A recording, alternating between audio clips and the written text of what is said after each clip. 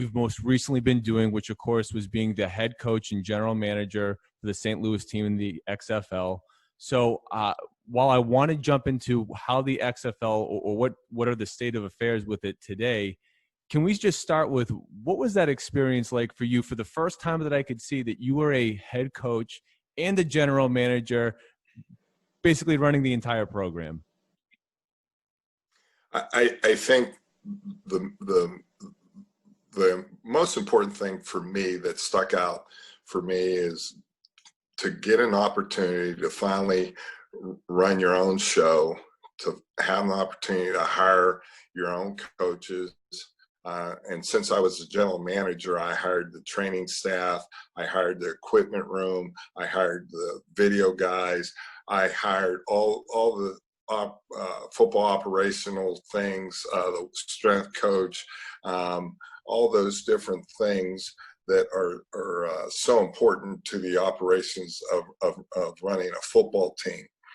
And it really, all the different experiences I've had from whether it was college, then 16 years in the NFL, or whether as a player, all the different ways.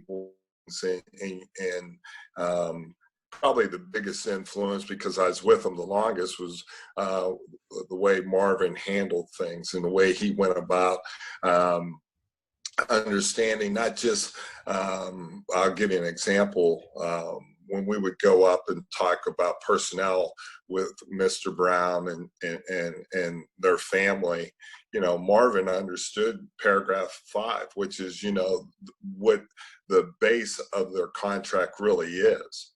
And I always thought, man, even though he doesn't have to know it, he wanted to know it to make sure he could give a voice of why we could or could not try to go get another piece of the puzzle to help us become more successful.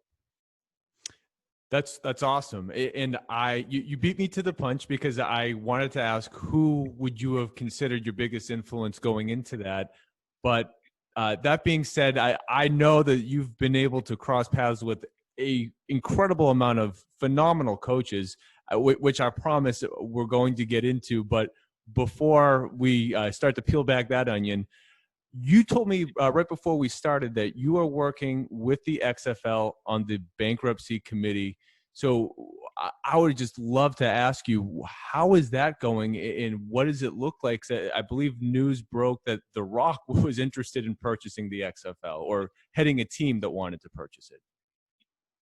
Correct. He's part of that team. He and his another partner, Danny Garcia, she's also part of it, and then Redbird Capital is the other partner that they're partnering with. My role is just like anyone who's a creditor named in the lawsuit. Then they pick 8 different people from different, whether it's coaching or the merchandising side or ticketing or all those different things that people are still owed money. And then we become part of the committee to help expedite and make sure things are clarified, so that if there's any judgments or any objections, things like that, so that the creditors are not overlooked within the sale of the league. And that's basically what our job is, to make sure everyone's accounted for and everyone has an opportunity to try to recoup some of the money that they've lost. So are you ready to give up the football career and get into the legal side yet? No, not even close. I enjoy being a coach. I enjoy being management. I enjoy putting a team together. when we got into this back in March of last year, and then I signed my contract in June, I enjoyed the aspect of knowing that we were going to build a team from the ground up. We were going to have 70 rounds in the draft. My player personnel director, Trey Brown, he was basically even though I was GM by name, he did a lot of the day-to-day stuff. And then he and I would collaborate on the big decisions on which direction we wanted to go personnel-wise. And our coaches also when we went through the draft. So those guys did an outstanding job, and Trey did a great job of setting up how we wanted to pick, and how we were a grading system so that we could judge our players and then set the board and then go into the draft. So it was a great experience doing those things. And in my past life being with the Bengals, we were very hands-on as coaches, so we helped set the board there. And because it was such a small scouting department, so we had a major say in a lot of the things that went on. That's awesome. And as of today, do you feel confident that there'll be XFL seasons in the future? Someone asked me not too long ago, and I said, I'm quietly optimistic. There's still, as we all know, as you get older, especially when there's lawyers involved, until the ink is dry, then that's when, we'll have an opportunity to see if we can play ball. Now, obviously, with the climate we're living in right now, with the COVID and everything,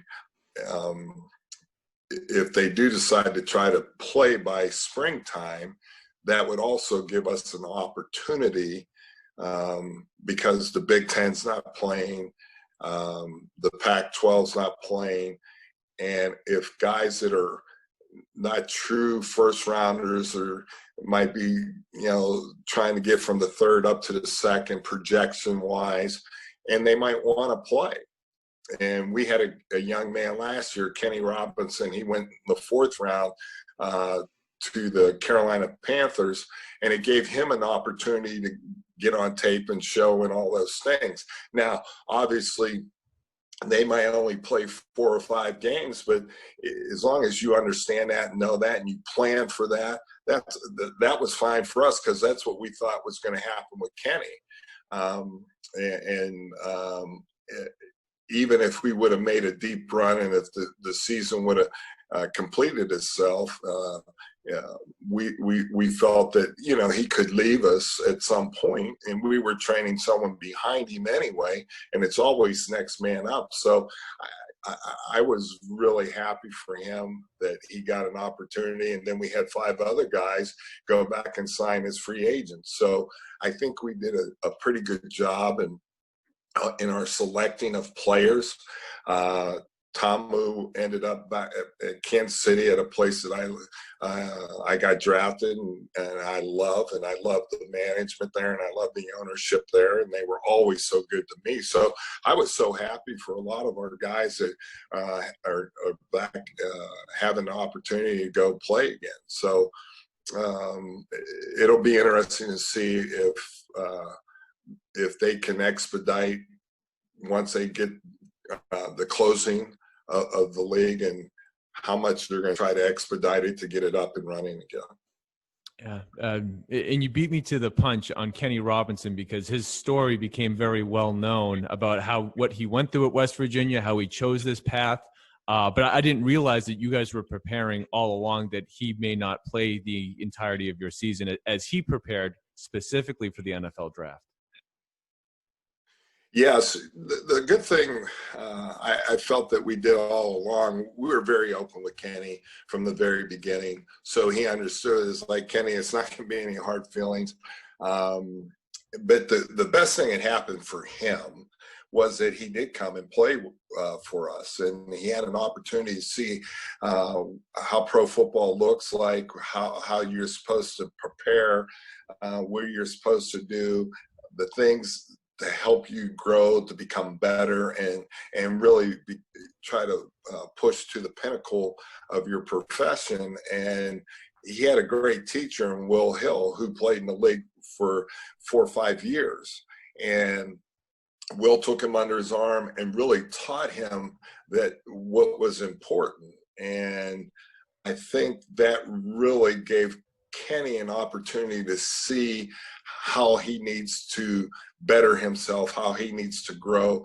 And we all helped nurture it. Fortunately for Kenny, Tim Lewis was his DB coach, and Tim had coached in the league for years and played in the league and was a coordinator. And Timmy was a head coach in the AAF, the league folded the year before.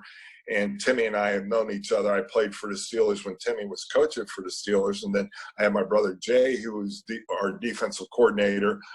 And, you know, Jay's coached longer than I have.